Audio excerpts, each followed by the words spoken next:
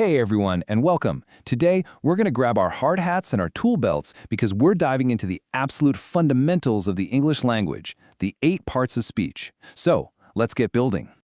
I mean, it's a great question, isn't it? Because that's literally what they do. And I want you to stop thinking about the 8 parts of speech as just a bunch of boring grammar rules. Instead, think of them as your own personal toolkit. For the next few minutes, we're going to be architects, using these tools to build ideas, construct sentences, and create entire worlds, all just one word at a time. You know, every great building needs a solid foundation. Well, in the architecture of language, that foundation is always built with 2 key parts, nouns and verbs. These are the ones you just can't do without. They're the absolute core of any sentence you'll ever make. So first up, we've got nouns. Nouns are the who's and the what's of our sentences. They're the people, places, and things we build everything else around.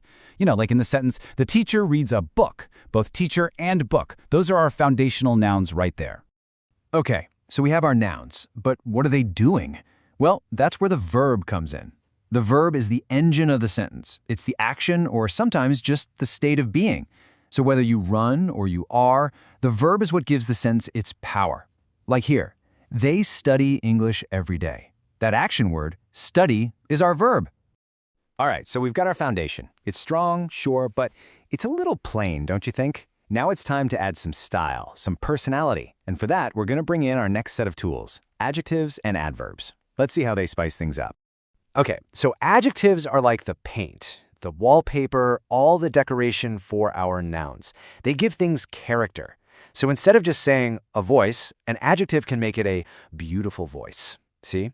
They make our descriptions way more specific and a whole lot more interesting. So what about the action itself? Well, that's where adverbs come in. They modify our verbs, telling us how, when, or where something is happening. They add all that crucial detail to the action. So someone doesn't just run. An adverb can tell us how they run. For example, they run quickly. Now, just look at the difference here. On the left, you've got a simple, functional sentence. She ran to the store. Fine. But look at the right. We add just one adverb, quickly, and one adjective, big, and suddenly the picture in your head becomes so much clearer, so much more vivid. That right there shows you their power. Okay, our structure is really starting to take shape. We have a foundation, and we've added some decorative details. But how do we connect all these different parts into one single building?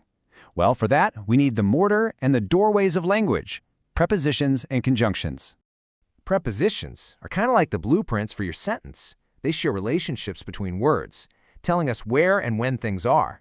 A little word like on, for instance, tells us the physical relationship between a phone and a table. They're absolutely crucial for showing placement and direction. And then you've got conjunctions. These are your connectors, the doorways that link different words, ideas, or even whole sentences together. They're what allow us to build much bigger, more complex sentences. It could be something simple like coffee and tea, or it could be joining 2 complete thoughts.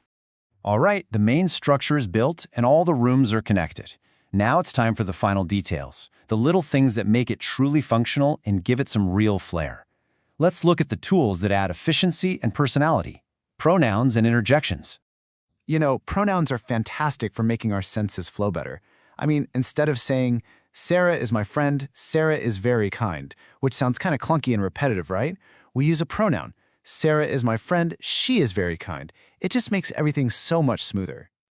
And for a burst of pure personality, we have interjections. Think of them as a sudden shout of surprise or maybe a sigh of relief. Grammatically, they're not even really connected to the rest of the sentence. They're just pure emotion. For example, wow, that movie was amazing. So, we've explored our entire toolkit, all 8 parts of speech. And now for what I think is the most exciting part, the grand tour. Let's watch how all of these building blocks come together to construct a complete, really detailed sentence, right here, right now. So this right here, this is basically our builder's legend, our cheat sheet. It's a quick summary of every single tool we have to work with. Go ahead and take a quick look, because we are about to put them all into action. We're going to start with the absolute basics. This is our foundation. A pronoun, she, which is standing in for a noun, and our verb, our action word, ran. It's a complete thought, yeah, but it's really just the beginning. Okay, now watch the build happen. We add the adverb quickly to describe how she ran. Then we add the preposition to show us the direction.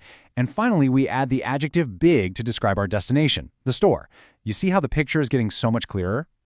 And here it is, the final magnificent structure. We start with an interjection for emotion. Wow! Then, after that detailed core we already built, we use a conjunction, and, to connect a whole new idea, bought a book. And just like that, we've used almost every single tool in our kit to build one rich, complete sentence. Okay, architect, you've seen the blueprints, you've seen how the build works. Now it's time for a little final inspection, just to make sure everything's solid. Let's test what you've learned with a few quick questions. You ready for this?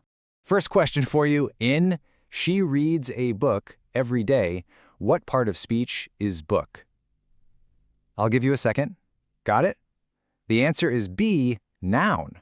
A book is a thing, so that makes it a noun. Easy enough. All right, let's try another one.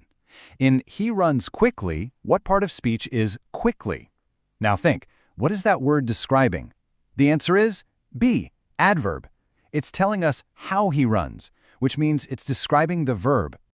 Okay, and for our last one, in "I wanted to go, but it was raining," what is the word "but" doing there? If you said B, conjunction, you are correct. It's the connector, joining those two separate ideas into a single sentence. Great job! So there you have it, your complete architectural toolkit for building sentences. Every single word has a job, a purpose, and now you know what they are.